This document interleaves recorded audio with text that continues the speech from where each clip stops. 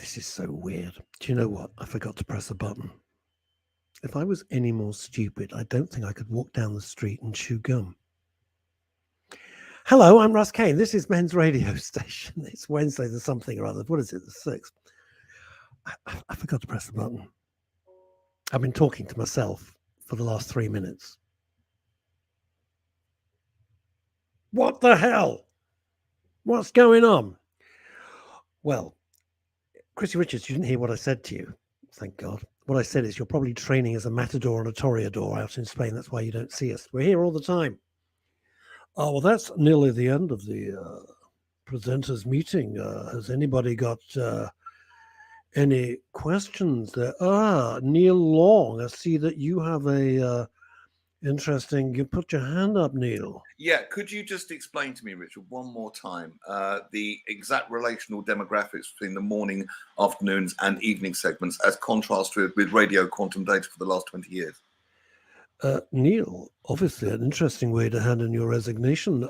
I'm just trying to be more active in the meeting. That's all I was doing. No, I understand. Oh, God, Russ boy, tell him to shut up. Tell him to shut up. Tell him to be quiet. I want to go. I've got fishing to do. There we are. Hello, Neil. Thank you Good so morning, much for joining. afternoon, my friend. How are you? I'm all right, considering I forgot to press the freaking button. What a dick I am. Honestly, Good work. Well, I was 20 seconds late, so if I was any more stupid, I swear to God. Paul Andrews, check this. Hello, Sen. Hey, Sen. We got this. Emma Webb, in the words of Charles Hawtrey. Oh, hello. Oh, hello. Oh, hello. I always loved it in the Carry On films when he's pretending to fancy a girl. Anybody more gay than Charles Hawtrey, it would be very difficult to find. I once heard The Curse of the Werewolf featuring Kenneth Williams.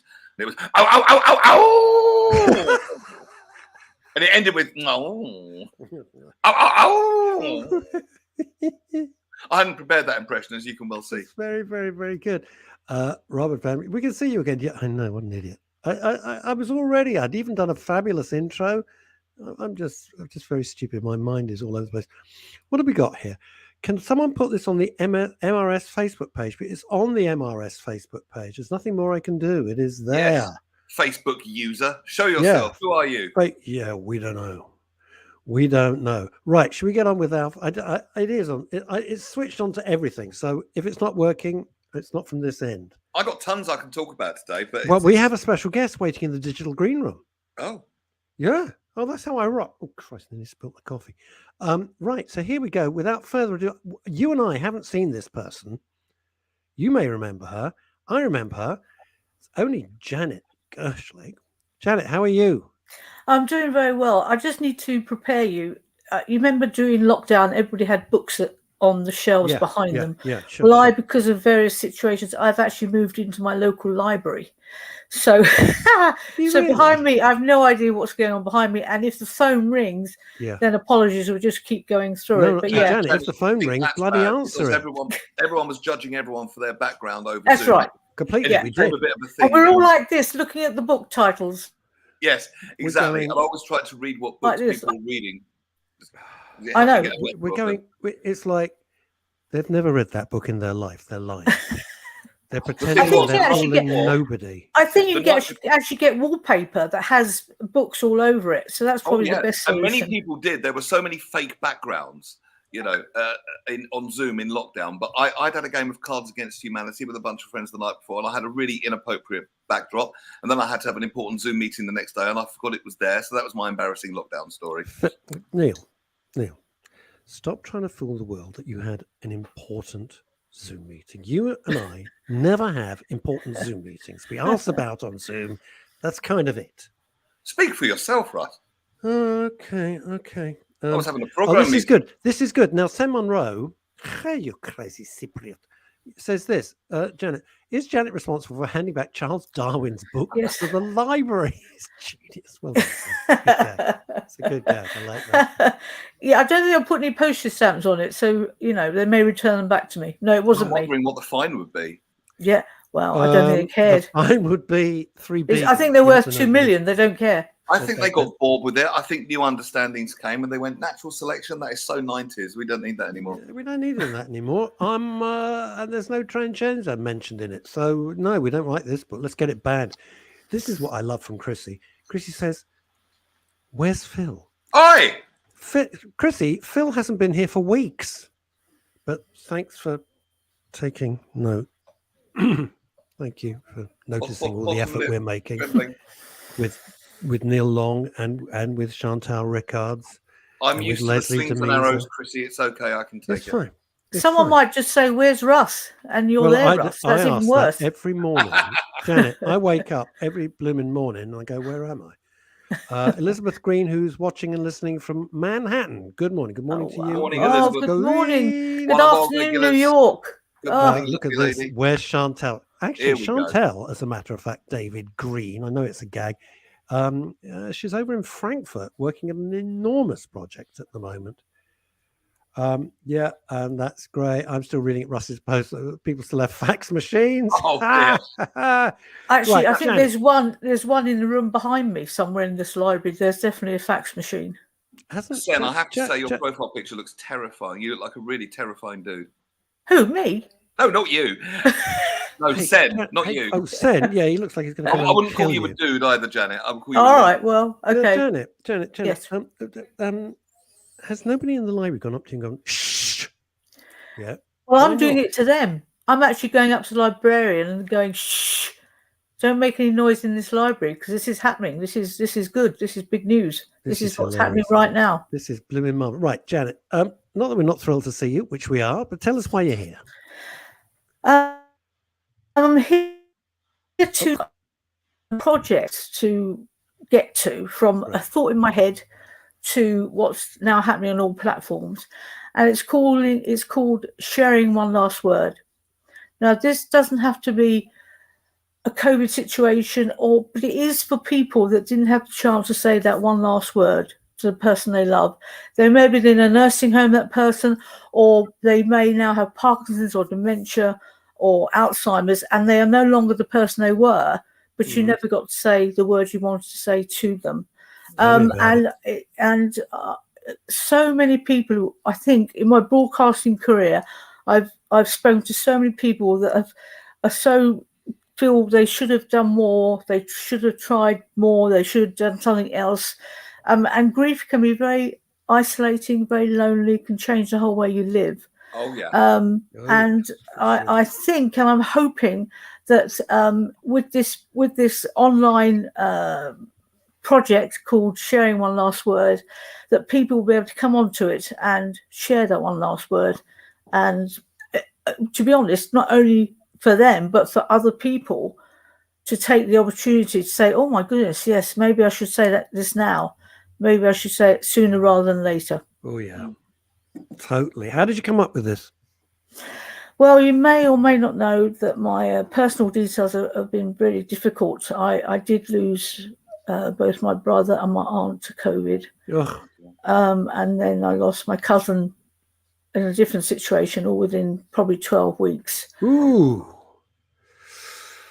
So sorry, Janet. How debilitating grief is. And I just thought one day, what would I have said to them? I didn't. It's not the best of lines from the library. Now we'll never know. Shh. Shh. Yeah, she's being told shh.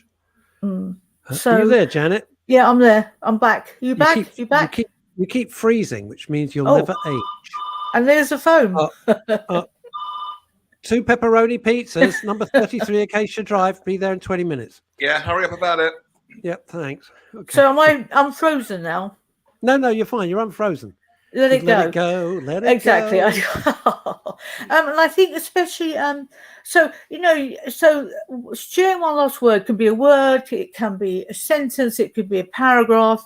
You'll see I've done a lot of Zoom chats, and the first one was about her mum, the second was about a friend, the third one was just asking what her granddad did in the war. So you just be asking family questions that you were no longer able to ask. And I'm hoping, as I said, it would encourage more people to look at their situation, and men particularly, they do find it difficult to talk about emotions, especially grief. Grief is a nightmare. It's so isolating and terrible. Tell me about it. I had a very cathartic experience writing a whole blog about it, Janet, when I lost my mum. It's on Facebook now. Not that I'm trying to plug it, but no, don't worry. You are so right that it completely changes the way, because everything. I think when we're going through it, we don't think in our normal sort of healthy way, and the healthy thoughts come to us afterwards, which, and please correct me if I'm wrong, it seems like maybe that's what a bit sort of happened to you. You're coming through the grief and thinking, oh, why didn't I do that at the time? And it's very easy. I'm glad you're not falling into the shoulda, woulda, couldas in a negative way. But people do, absolutely. People do. They're full of regret, and they're sad, and it can affect their lives for longer than it should. I mean, I'm not a counsellor or therapist, but as Russ knows, I've done a lot of broadcasting. You've got it bang on. You've got it absolutely bang on. It does, because this was my experience. My mental health took a real dip. So I blogged about it, and Russ invited me on here, and that's pretty much why I'm sitting here today. But it really, really does. And one of the, shall we say, tricks of the ego, or tricks of the inner critic, whatever terms you want to use, is to use that word should. You should have done this. You should have done that. Yeah, you ought to have done that. You could have done that. Shoulda, woulda, coulda. And it's a trick of the ego, because no good ever comes from that, in my opinion. Hopeless. But it's hopeless, but we can't stop it. We cannot stop it. To stop. Yeah, but we cannot stop it. I'll be honest with everybody. I had a terrible attack of it last night. I was going to bed, suddenly out of nowhere. Yeah.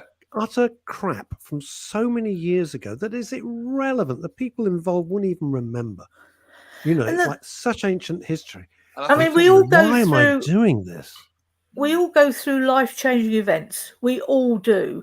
And you do also have to deal with all the people that mean well and say the most, what I think is terrible things, but it helps them. But oh my goodness, they just have to say something like, what have you got? What examples have you got? I've got time heals.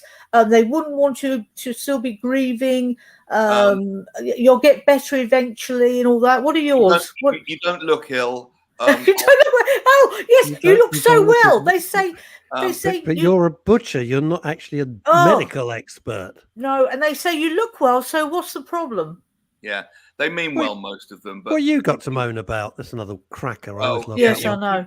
Coming in from New York State is Azadon Brown, who's a top chap in the psychotherapeutic community in America.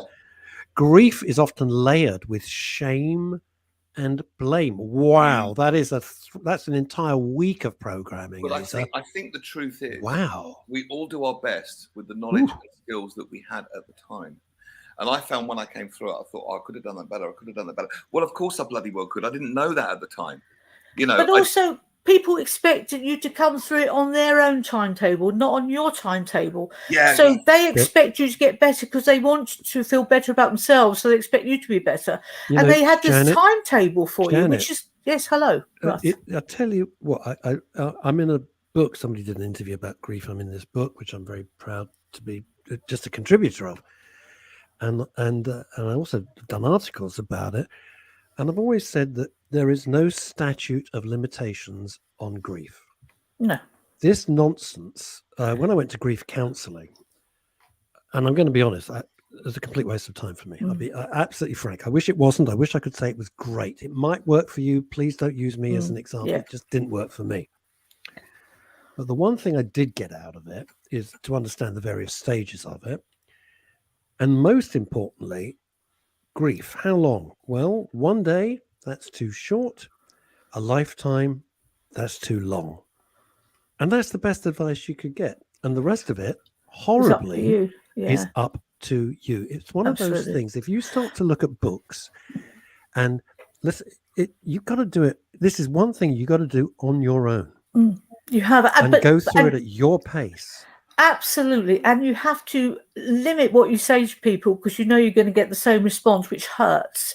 And I'm not just talking. So when I'm talking about sharing one last word, I'm also talking about, if, say, you've got an issue with drugs or alcohol, for me, if you want to go on to sharing one last word, what would you say to yourself before that one first drink? Maybe something like that.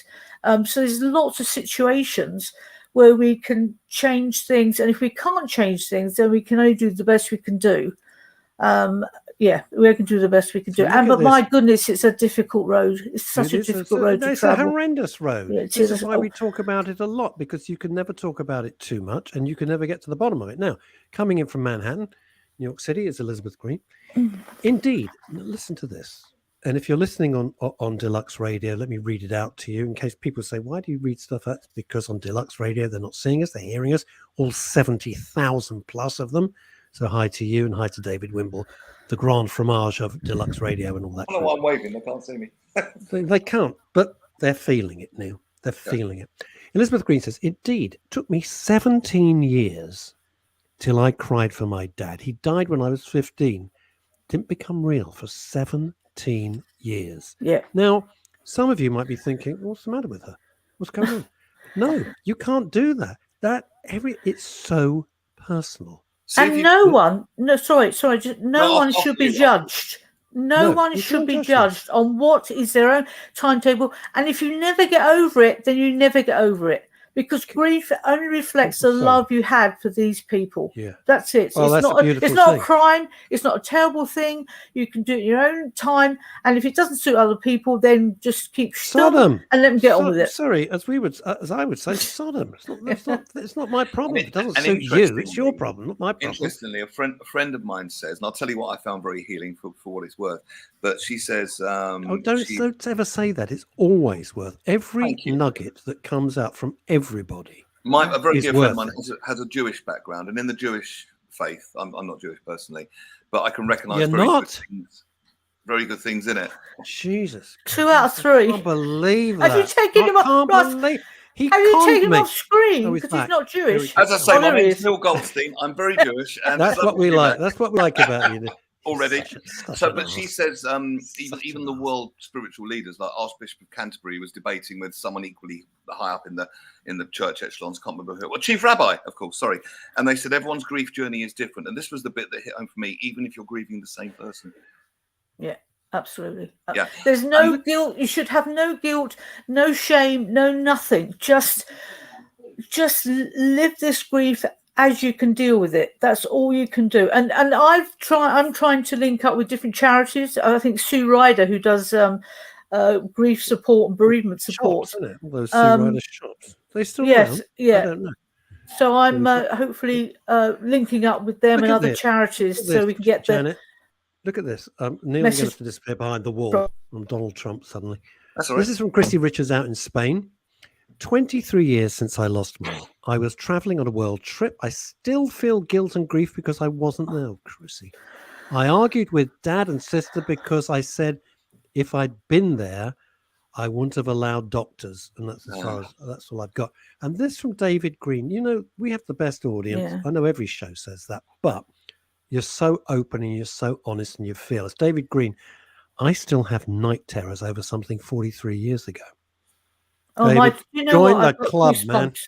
I've got goosebumps just reading that. David, I'm so sorry.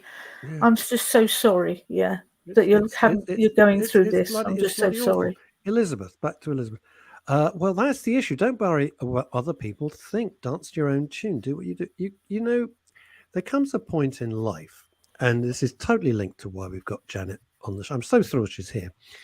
And it's like if you're one of these people pleasers and you want everybody to be happy and everybody to like you, it's exhausting. It's also, with the greatest of respect, a complete and utter waste of time. You will never please everybody. There's no point. Doesn't mean you have to be selfish and nasty and aggressive. But no, I reframe trying to please everybody. Just don't bother. I reframe selfishness now as self-care, because if I'm empty and I haven't put myself first, I've got nothing to give anybody else. And I think that in all this grief, what I've done on my Zoom chats and what I've learned through my broadcasting, that grief, to respond to grief, is you have to be full of kindness and understanding and just step back a moment. Because if you did not have a good relationship with your mother or your father or your brother or your aunt, you're not going to get what this person is feeling, okay? Because you didn't have that same intense, loving, relationship that I had. So just, if you get into that situation, just stand back and listen to them. Just listen. Just say, I'm so sorry for your loss. Russ, I think you'd know that phrase as well, quite well. Just a bit. I'm just so sorry for your loss. That's it. Stand back. Let them tell their story. Don't start telling them about their aunt, sisters, brothers, cousins, mother that I've just learned has died. They don't want to hear that.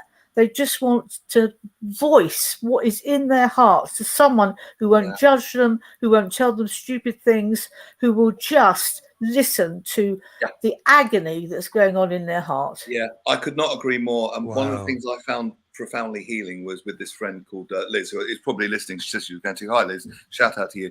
That we were just sitting, because she'd recently lost her mum and I'd lost my mum, so we helped each other in that way. And what we did was kind of, in the very room you see me sitting in, we created a kind of safe space where we could do exactly that, Janet. And Liz came up with this marvelous 2-word healing phrase that was key in my healing. She said, "It's allowed," because this is maybe it could be more from a male point of view. I don't know if women experience this too. Maybe they do. Maybe, I'm not trying to gender stereotype, but as a guy, I thought I should have all the answers. So I thought I Neil, I wasn't allowed to feel fall these in. things. What a trap, man. I'm not allowed to feel these things. I feel this, but I'm not allowed to. I feel this. And this 2-word thing was, "It's allowed." It you is feel allowed. shit, it's allowed. You want to laugh, it's allowed. You want to cry, it's allowed. It's allowed. It's allowed. And that, at the very least, gives you space around it. I just must pick up on one point you just said, because I am going to generalize, so forgive me, but men like to try and find solutions. And there isn't. The trouble is, there is no solution to grief or loss. There is no solution. So grief counselling, you could take it or leave it depending on how you feel, but there is no solution. So men often get entangled with trying to find a solution that doesn't work with the person they're listening to. No, the only way through it is through it. It's through it, and not through it. Whatever. Let me read. We'll return to that in a second. Let me read this from Ramsey Y. Masalam. Hi, Ramsey. And thank you for your message the other day. I'll look at that, definitely. Elizabeth, this is to Elizabeth Green, out in New York. My dad died when I was 15 too. I was far too young to understand grief at that stage. I think I subconsciously put it to the back of my mind and got on with life. I've learned to live with my grief since then, but back then we didn't know any better. Yeah. You know, I've said this before, and I am going to say it again. And somebody said this to me. And bizarrely, it wasn't a therapist or a counselor. It was an interior designer, of all people, right? And if you don't deal with stuff, it was the best example I've ever heard of this. You go to Sainsbury's, Tesco's, doesn't matter what place, and you buy a fresh chicken. And you haven't got room in your fridge. You know, I know what I'll do. I'll put it in a drawer in the bedroom. Be all right. and for a few days, it's okay. Eventually, the stink, as that chicken decomposes and rots, fills your whole house because you haven't dealt with it. And if you don't deal with stuff and just think, I'll suppress it, that is the fresh chicken rotting. Because it will completely overtake. It will overtake your life. Because it's all in one sense. It's all energy, if you like, and energy. That's why it's called emotions. Energy, emotion, and emotions need to be expressed and pushed out. If they're not pushed out, they become like the chicken. But the trouble is, very quickly, you're so exhausted by what's going on in your life, all the losses. You don't have the emotional energy to do anything. So, you know, again, I'm not a counsellor, but through all my experience, just try and sit with it and live with it. This is a personal recommendation. Nothing, you know, this is from me just personally. Just sit with it, live with it until you find your energy back. And if you don't find the same level of energy, that's okay as well. It's just, I don't know what it's like, muddling through. It's just everything changes. You are nailing it. You are everything you have articulated. I've experienced. Janet, how long since we've seen each other? The last time I saw you was when you're doing the flying eye, and I was in the back seat with my husband. And here's another story. And the marriage only lasted 10 weeks, but that's another story. All right. Was it the flight? Was it something they said? So Russ, I was in the back of the plane, the flying eye, which was quite scary. And he was vomiting into a bag. Well, everyone did, yes.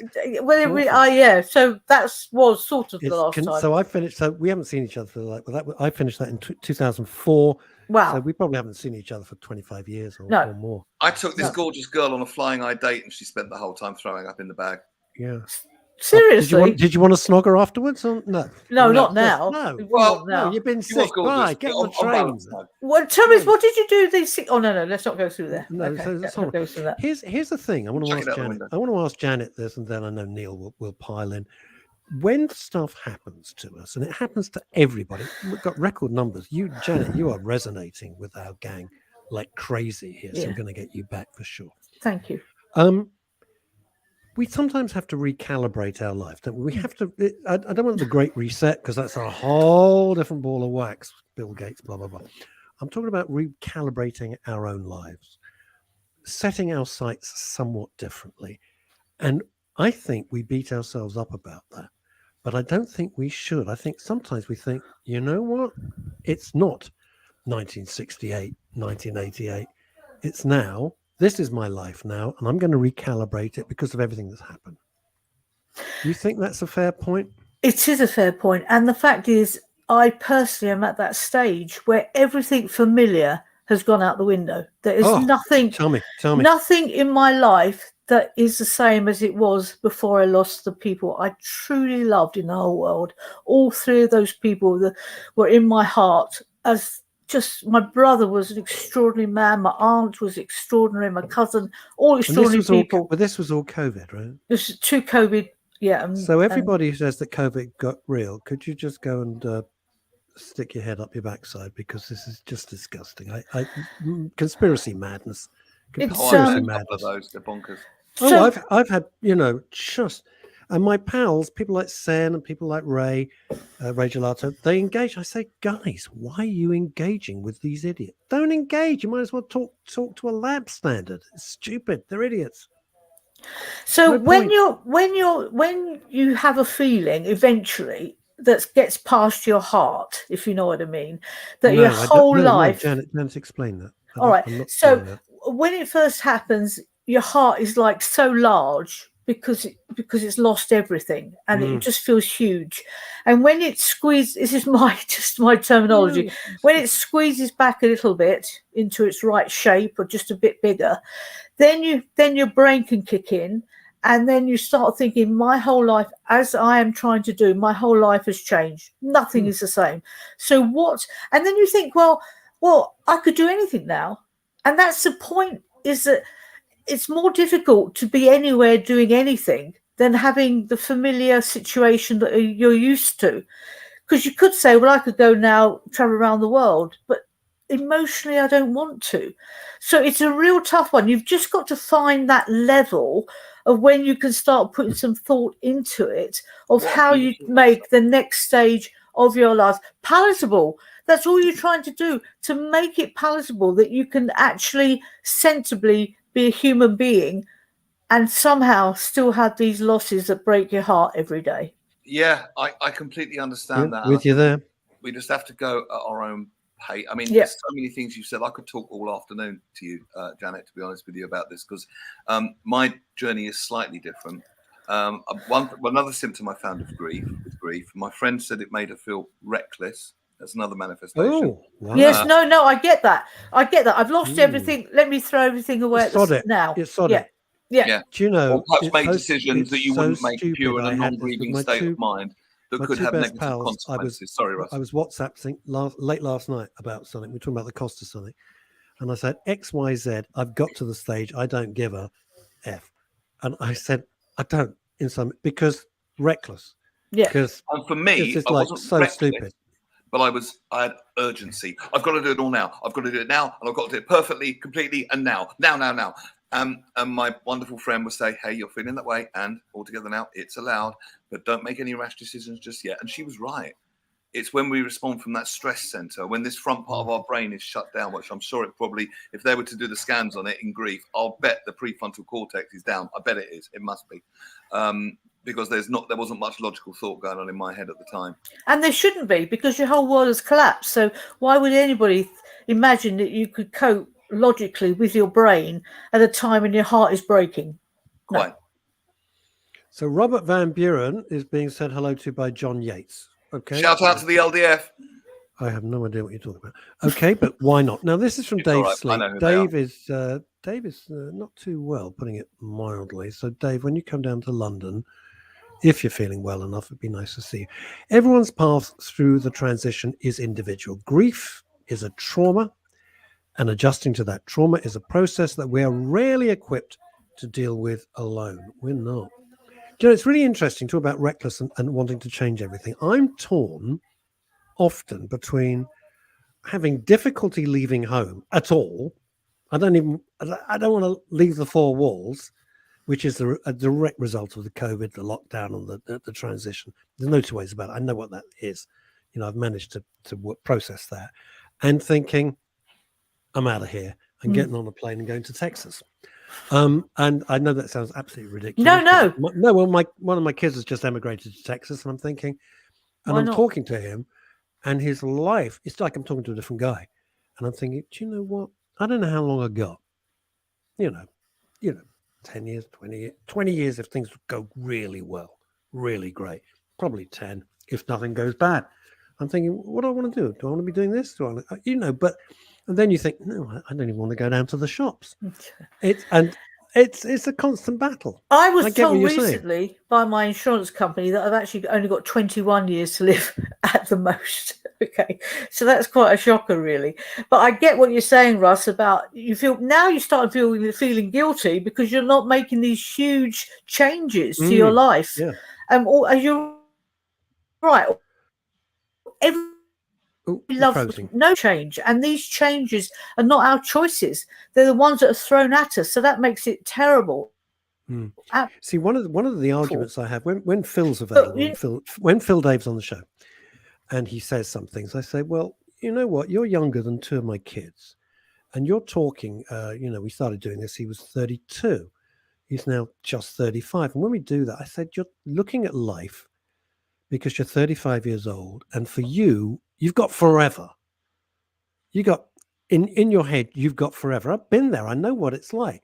I look at it from my perspective, and I'm going to be a gentleman. I'm not going to talk about you, Janet, but we're probably similar-ish. And I look at it, I see the finishing line. I don't have time to waste.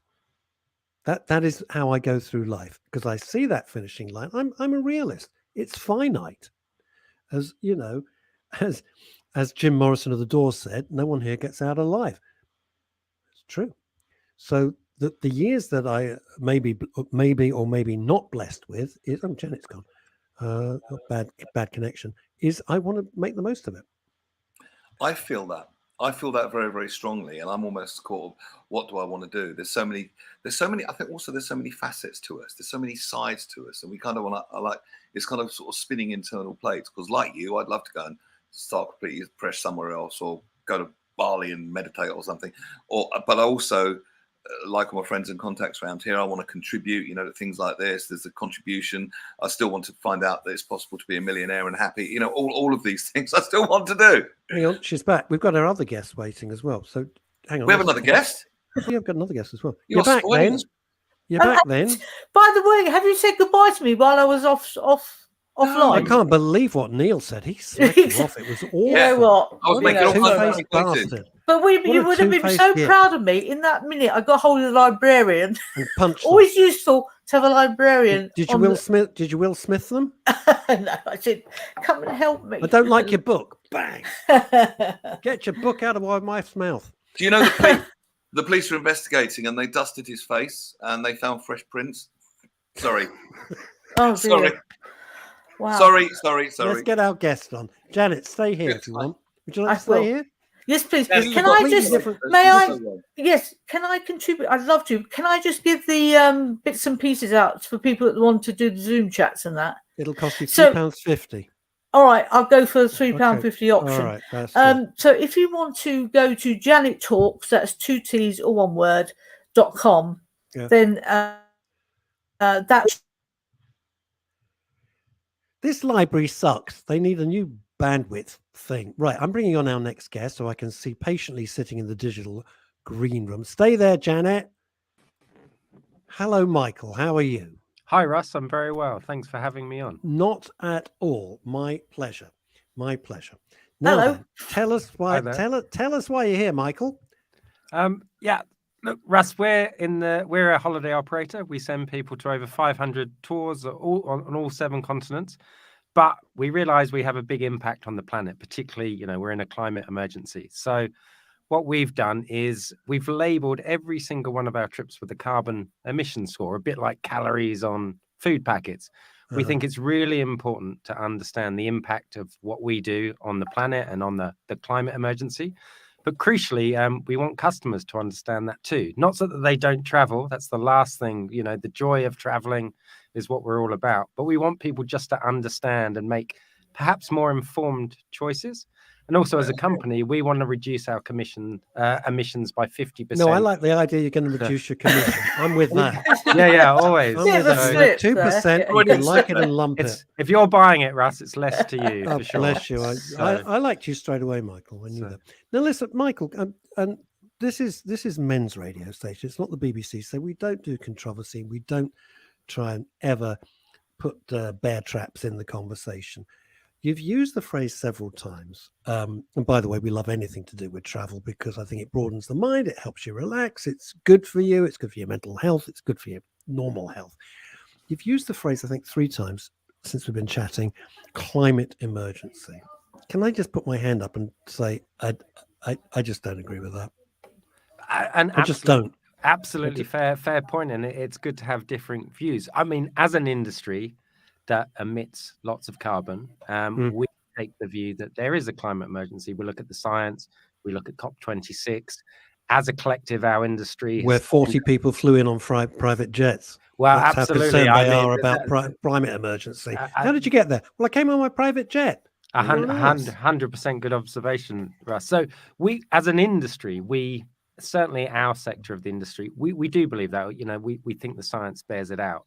And as I said, we don't want people not to travel. That's not in the interest of my business, and it's not in the interest of consumers. Traveling is one of the best things you can do. But I think as a business, we can mitigate and reduce the impact that we have, and then we get a bit of the best of both worlds, hopefully.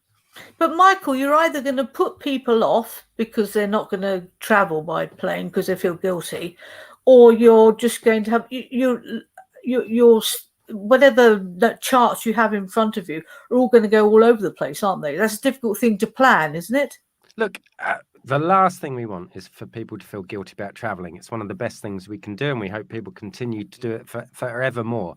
What we do think it will do, a bit like calories on food, you'll just take a bit more of a balanced approach to travel. So you might do your long haul trip to somewhere far-flung exotic place once a year, and then you may take some trips closer to home or a bit less carbon intensive, like a walking holiday or whatever type of travel suits you. You just take a bit more of a balanced approach, and that will have less impact on the planet, but still satisfy that kind of wanderlust, that need to get out there and see the world. I like that, Michael. I tell you what, I do agree with you, and it's a really nice way of putting it, is that if you care for your health, if you do, sometimes you do look at packaging and you think, Christ, how much sugar's in this garbage, or how much calories, etc., etc. I get that. Oh, she's going to get. By the way, she's not. Janet is a guest, but she's sitting in a library, and the internet is about as reliable as the weather. So it ain't. Michael, I'm not saying this is you, in the least, but I do feel I sit there, and in the advert breaks when I'm watching stuff, I get more and more annoyed. I don't know how you feel, Neil. I've never discussed it with you. Is that I think so many people, and again, I'm excluding you because this is your travel business, are jumping on this saving the planet, net zero marketing bandwagon. I don't think they give a monkeys about it. They just think, well, we better be showing this. We better be doing this because it looks good. And I think quite a lot of it is putting people off entirely. I do. I 100% agree with you, Russ. There are lots of companies that feel the need to say, kind of pay lip service to this. Yes. We've been traveling to all 7 continents for 40 years. We love the planet. It's given us our livelihoods. We're a company of passionate travelers. It's in our interest to preserve the planet and do what we think are some measures to ensure that for future generations go along with that. 100%, Michael. That's absolutely perfectly said, as Neil said. Neil's in relaxed mode now, by the way. I can say you look very relaxed. He's relaxed. It's like I'm pondering. I'm taking it all in. You I came can do to me on the intense day of my daughter's wedding. That's nice. That's lovely. Michael, while I've got you, I'm just read this out from Stephen Marsh, who's the top accountant, by the way. I know I'll get shot down for saying this, but I have no interest in this carbon footprint stuff. Now, this is one of our viewers. With all that's going on in the world and the continued threat of nuclear attacks, tell me about it, this green agenda seems wholly irrelevant to me. Also, I think it's a generational thing. Youngsters take it seriously. Old fuddy-duddies like me often don't. You can take a shot at me now. No, I don't think so. I don't think so. And then David Green kind of says exactly the opposite. It's refreshing to see an industry to step forward and accept responsibility for their environmental impact. You see, there's that. And then there's that. My mate, Ray Gelato, who travels around Europe with his band Ray Gelato and the Giants. That's what they do for a living. And somebody had a go at him that he didn't know because there was all sorts of problems with flights. You shouldn't be flying. And he says, would you explain to me, how am I supposed to get to Italy and play? How am I supposed to get to Spain and play? What am I going to walk with all the band equipment? This is nonsense. Or he turned around and he said, tell you what, this was the fee. I'm not going to say what it was. You pay me the fee, I won't fly. It's a really fair point. And lots of people rely on travel to either holiday or for their jobs. That's a green agenda isn't to stop doing that. We believe, as I said, in the beauty and the wonder of the planet. That's what we do for a living. We just want to preserve it. If that's a green agenda, fair enough. For us, we don't think totally of it as a green agenda. Because that's beneficial all round. Absolutely. That's a very totally ecological way of doing it. I totally get that. Yeah. And so, Michael, now we've got you. Now you're here. And you're the travel expert. Why don't we take a moment? Where's your favorite places to go? For me, it's places that are just so different from your own backyard. So places like India. Croydon. Croydon, nice. 7 days in Croydon, thoroughly recommended. Could you fix Neil and I up with that? Bit of a discount? We're looking at that. Nice. Yeah, nice. So, especially East Croydon Station. That's where I want to be. We've got lots of trips to Croydon. I imagine you have. Michael, you're a good pretty sport, easy Michael. to organise that. You're one. a good sport, man. So, go on, seriously. Where's your favourite place? Places like India, just something so different than where your own backyard. Certainly, India and Croydon. You're in a foreign country. You're seeing something different. You're getting under the skin of a destination. Places in Africa, South America, just something very different than what your day-to-day life is like. I think that's kind of the joy of traveling is seeing those places of difference. I would like to. I'll be honest. I've no desire to go to India at all, because I would never come out. I'm not going to go. I'd never come out of the bathroom. Trust me, I wouldn't. And I'd like to go to India. Well, let me know how it goes. Fair enough. It saves me a trip. I would love to go to parts of South America. Absolutely. Really, really would like to do that. That appeals to me. Wide open spaces and that type of stuff. That sounds lovely. Eating a steak in the middle of Buenos Aires is what a phenomenal experience. That's the joy of traveling, right? Yeah. Michael, you may have actually, while I was in the library, you may have already covered this. I don't know what happened to me. Someone put a bag over my head. But Michael, are you finding now that people are absolutely desperate to have a holiday or to meet up with family overseas? Has it come to you as a surprise that this has happened so quickly and so overwhelmingly? Look, not really. For 2 years, we've bunkered down. No one's been able to travel. For my company, it's been terrible. People, as I say, we're passionate travelers. So to see it come back is fantastic. It's a great thing. But the volume, it hasn't surprised us at all. I think it's one of those innate joys, whether you're going to East Croydon or Corfu or Buenos Aires, that desire to travel is so strong in most of us. And now that we can again, it's relatively safe. The restrictions have gone. Countries are opening up. You see the problems at the airports at the moment. That is largely what's happening at Manchester. Well, I'm glad I'm not the managing director at Manchester because it's been tough, But what you're seeing is Michael, the volume of that desire coming back, and it's they didn't think anyone was going to turn up. So but people out there really want to travel. But Michael, looking at Manchester, you see, I wouldn't mind. I hate airports.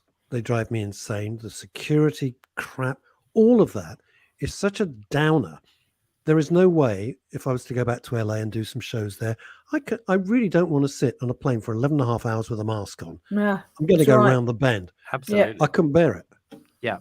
So I went to Iceland. It's not LA. Admittedly, I went to Iceland a couple of weeks ago. I love Iceland's great. No restrictions whatsoever. No masks on the plane. No forms to fill in. So we're getting back. We're getting back to where we were. And to me, that was I don't really like airports myself and all the security hassles. But once you're there, it's kind of worth it. But so if you can do it without the form filling and the bureaucracy and the mask wearing, and we're getting back to that. And how long before you think? Let's get away from the green thing for a sec. But I know there's a lot of questions that people would like to ask. Well, I certainly would. How long before all this crazy form filling goes, do you think? I mean, you're the expert. I have no idea. I think for 80% of countries, 6 months, 6 to 9 months. For 40 to 50% of countries, probably in the next 3 months or so. Okay, we were not expecting you to say that answer, Michael, no, to be honest. Not at all. I thought you were going to say a couple of weeks. Well, we like to be open and transparent and not mislead people. So, but I think for the most, if you go to Europe this year, there'll be very little form filling, very little admin or bureaucracy. As I said, I went up to Iceland, no form filling whatsoever. It's getting easier and easier. It will only get easier. And some of the form filling has got easier as well. You kind of bake it in now, a bit like you used to when there was form filling in the past, that we've got so used to travel being easy. We're having this period where it's a little bit difficult again, but we'll get through it for sure. I've never found travel easy. I'll be absolutely honest with you. I've never found, once I'm there, absolutely terrific. But the whole thing of getting there, it just and I think one of the things, and I'd really like your take on this, Michael, is are people, and this is a common theme, are they so fatigued from the last 2 years of this nightmare that they're thinking, do you know what, I really want to go, I can't face an airport or I can't face a flight. Are you feeling that from your customers? No, I think I'll be being honest with you, Russ. I think people are energized. You look at the queues in the airports, people will be prepared. They're not happy about it, but that desire to get somewhere and do something different again and to kind of try and put the last couple of years behind us, I think people are more energized about it than they are worried about the delays and the hassles. I think ultimately the higher power here is the ability to go and see somewhere again. But Michael, you started off by saying, again, it might have been answered while I was away, that people were eager to sort of explore once more and get there. But they may not want to do that by, as Russ was saying, may not want to do that by plane. They may feel that still for the next 6 or 9 months. Sure. That is a worry. And I'm thinking of going to Italy, to Sicily, and I'm going to try and get there by train.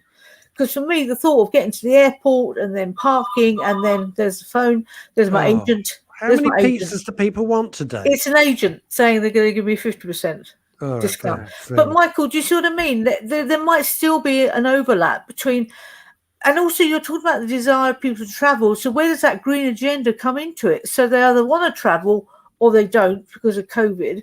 And they want to go by train or they don't because of, COVID. So where does that leave you in the middle of it all, really? Look, first and foremost, we're a company that loves seeing people travel. We were formed by travelers, we're staffed by travelers and we love traveling. So if your thing is to go to Italy on a train, we absolutely celebrate. That's fantastic. And we offer train trips, and increasingly train will become more of a common way to go on holidays when they get the rail infrastructure and all of that stuff.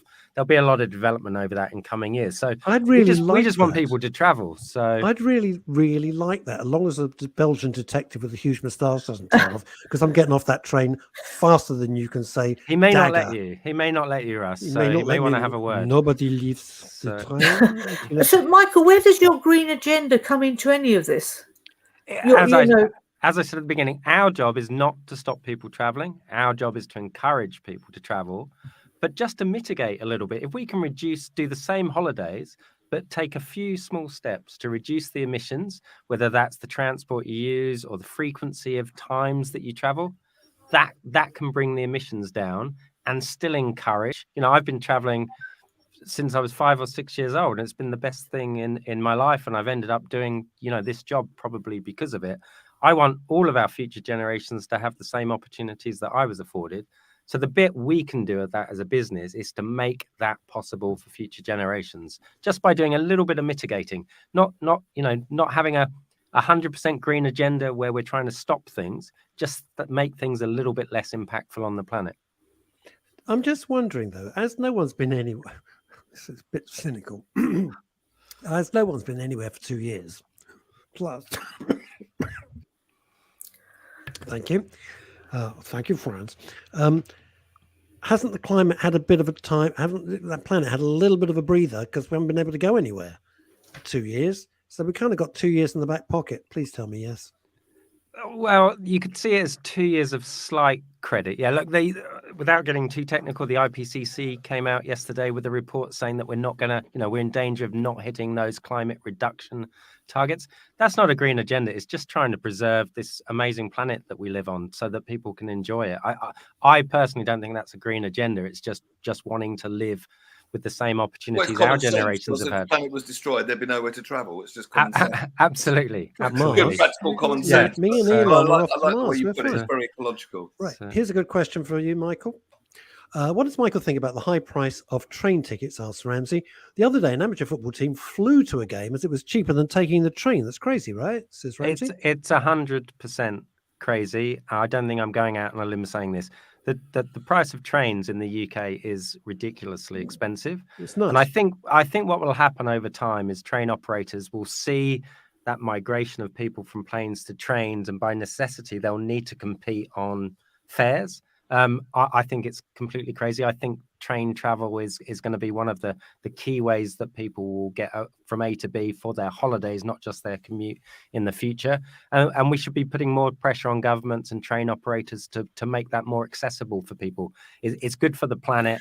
It's good for the holiday maker. And ultimately, it's then good for the train operators. And it has to be good for the person who's on the train, because they're seeing it locally, they're meeting local people, they're getting slowly used to the customs or the foods or the diets of the people that they're traveling with. So that's a nice gentle introduction, isn't it, as well? It's such a phenomenal way to travel. It's fairly hassle-free. As you said, you see the world go by a bit more slowly. You see nothing from a plane. You arrive in the middle of a city, getting from the airport to the city centre, that all goes away.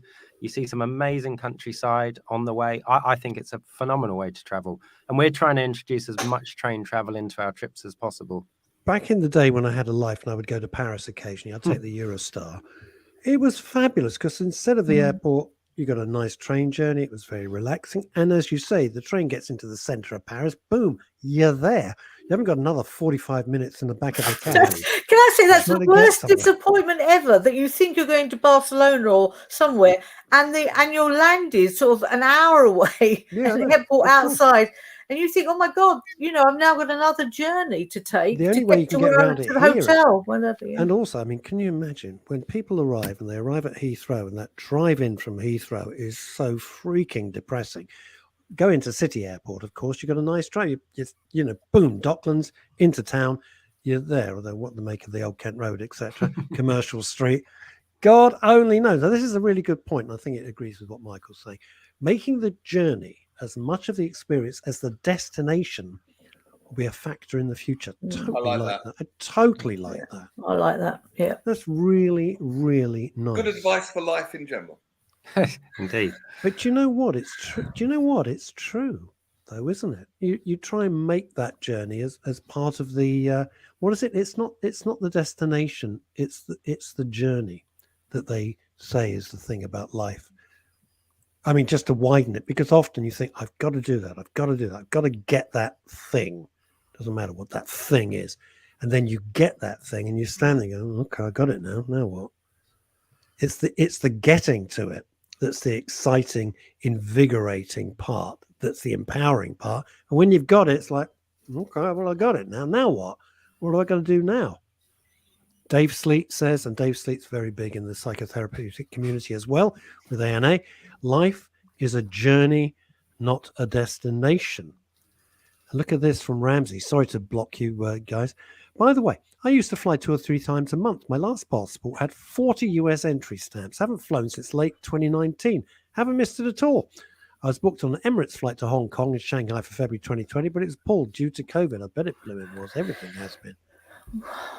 Yeah. And I tell you, I haven't missed train travel at all, plane travel at all either. But standing in front of, an amazing waterfall in Iceland 3 weeks ago reminded me of why I put myself through the hassle of getting on a plane in the first place. So, yeah, exactly. Is it still, by the way, Iceland? I went to Reykjavik. I was working for Capital actually now in the early days. Is it still as crazy expensive? It was astronomically expensive. Well, after 2 years of not going anywhere, I'd saved up a few pounds. But yeah, it's not the cheapest destination because it's small, and but I think the once in a lifetime experience of going there makes the luxury a little bit worthwhile. See, 2 opposing views immediately. Now, I don't agree with this. Mary G. Williams. Oh. Train travel in America is worthless, and then immediately Mandy comes back. The views are breathtaking traveling through Switzerland by train. Now, here's the thing. For reasons that are too dull to tell, I watch these video blogging people on train journeys across America and Canada because I've never been, just of interest, And there's only so many episodes of Midsummer Murders you can watch, and it looks gorgeous. Trains look great. The scenery looks fantastic. Yeah, I'm surprised you don't think that it's worth. Well, I think in America. The train journeys in America are very expensive. I think generally they're on set routes. Is that right, Michael? Have I got this right? Am I just generalizing? I know from my experiences in living in New York, there is a lot of planning to get onto a train, and they only and they are quite expensive as well. Yeah, they don't have quite the same infrastructure in terms of they have in Europe. Up in Canada, as one of your listeners just wrote, they're traveling Canada through the Rockies or something like that is one of the best travel experiences. And they've got those carriages with glass roofs. The Rocky Mountaineer, absolutely fantastic. But chain travel in general in America, that A to B travel probably isn't quite as romantic or as comfortable as it is in Europe, for example. But their train seats, actually Amtrak, their train seats are really comfortable. It's like sitting in an armchair. It's their sort of red leather chairs, and they are very comfortable, actually. So really, Janet, very much like the Northern Line at 8:30 in the morning in Houston. It's very comfortable, I'm very there relaxing. every day. And Neil, you like that particularly, I know. You're a fan. I love riding the Northern Line all the way back to Morden. And do you still get into the smoking carriage, Neil? If I could find one. God, we're kind of out of time, gang. Janet, you are coming back. You have been a sensation. I'm going to say cheerio. Love to you. Janet. Love to your library. Michael. And all the best, Michael. I love the way you've put that. It's so good to see someone who's passionate about what they do. And I suppose that's the kind of ecological good for you. It's really good just to listen to you, mate. This sounds so patronizing. It's not meant to be. You're a really good spokesman for the industry. Yeah, very much so. Thanks, Russ. Thanks, Neil. I really appreciate it. Not at all, fella. You take care. Which just leaves me and Longy. Neil, thank you as always. Always a pleasure, never a chore. Give me a shout if you need me. I need you on Friday. I'll see you then. Right. Bye, everybody. Take care. Love you, man. Bye. Stay safe.